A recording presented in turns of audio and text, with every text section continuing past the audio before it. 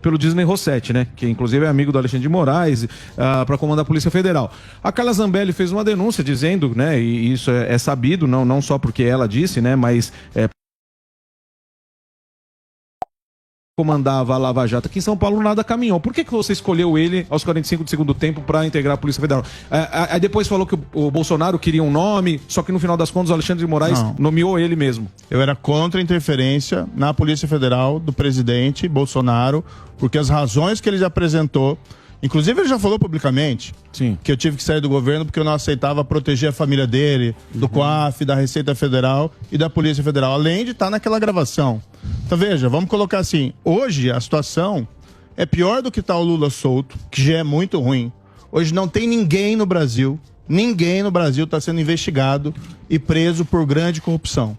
Tenho um grande respeito pela Polícia Federal, mas essa é a Polícia Federal, tá? Esse é o resultado das nomeações que o presidente fez, quantos superintendentes que eles afastaram, que estavam fazendo o trabalho deles, qual é a situação hoje do Ministério Público Federal em decorrência do procurador-geral que ele nomeou e reconduziu. Hoje, ninguém está sendo investigado e preso no Brasil por grande corrupção. Esse é o retrato. Não tem um feitiço pela Polícia Federal. Claro. Mas a Polícia Federal é importante que a gente guarde autonomia, porque em mãos erradas ela é um perigo. E ela precisa fazer o trabalho dela, que é importante num Brasil como o nosso, né, de grande corrupção. A gente fica pensando assim, tá, acabou a corrupção no Brasil. Não tem nem no governo federal, também não tem em governo estadual, não tem em prefeitura, não tem em lugar nenhum. A Polícia Federal do Bolsonaro está fazendo um magnífico trabalho. Não está. Não tem autonomia. Quem é o presidente da República? Quem é o presidente da República? Quem é o culpado? Sempre é ele. Não, mas, Moro, deixa eu... Sou eu que saí em março, lá de abril de 2020, eu sou responsável. Não sei, talvez por não ter prendido o Youssef, pode ser o senhor também, porque na primeira oportunidade do Banestado o senhor não prendeu ele, né? Deu delação, inclusive, 2 vezes, né, pro Alberto Youssef. Se na primeira não tivesse dado, ele não poderia ter tido todo esse esquema que ele fez na segunda, que foi pego pela Lava Jato, né? Desculpa, você não sabe o que você está falando. Se não fosse eu, ele nunca teria sido preso. Nenhuma vez. E ele... O cara teve dois. Ele cumpriu o tempo de prisão muito mais que qualquer pessoa durante esse governo Bolsonaro. Eu acho que todo mundo entende aí o seu combate à corrupção, o seu papel na Lava Jato. Mas, olhando, eu sou economista, eu não sei muito o que você pensa sobre economia. Você fala pouco sobre economia, só que a gente vive num país que o desemprego é altíssimo e as pessoas estão sofrendo. Você está falando, tem gente caçando lagarto. Eu queria sua opinião, por exemplo. A gente teve uma taxa de juros ano passado, saiu de 2%. E agora está 10,75. Como que você vê a atuação do Banco Central neste momento da economia? Você faria alguma coisa diferente? Você mudaria alguma política? Lembrando que o Banco Central é independente. Tá? Claro.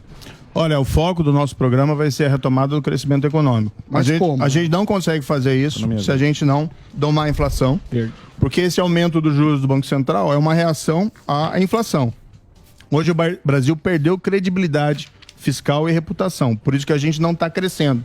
A gente está andando de lado. E assim, parece questão de cifra, percentagem de PIB. Não, as pessoas estão sofrendo com desemprego e até com essas situações que são intoleráveis de fome. Então a gente precisa ter uma âncora fiscal. Ou a revitalização do teto de gastos, que foi deformado, ou a gente precisa ter um outro mecanismo. Isso está sendo trabalhado pelos especialistas dentro lá do meu programa. O segundo passo, a gente precisa retomar aquela agenda de reformas que são modernizantes para o país. Então precisa fazer em 2023 a reforma tributária, tá? Porque se a gente não faz isso, a gente não consegue escalar a produtividade do país, e aí o país não cresce, e aí você não tem emprego, e aí você tem dificuldade. A gente precisa fazer aquela reforma administrativa, tá? Tem que ser uma reforma administrativa voltada assim a corte de privilégio, mas também tem que buscar o quê? Serviço público de qualidade. Esse é o mote da reforma administrativa. Mas nesse sentido, o Bolsonaro, ele prometia isso e aí a gente viu que barra na governabilidade. Você tem o presidente, depende do Bolsonaro Senado. Tentou fazer isso. Então, pois é. Isso que eu tô falando.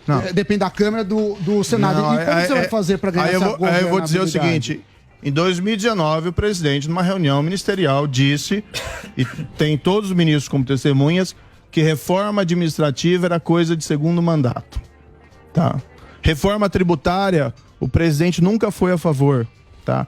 Você não vê essas reformas... Não, na campanha é uma coisa, agora você tem que ver qual que é o comportamento no governo, tá? Então, assim, também deixar muito claro, eu não sou Lula, E eu Uai, seu app de vídeos curtos.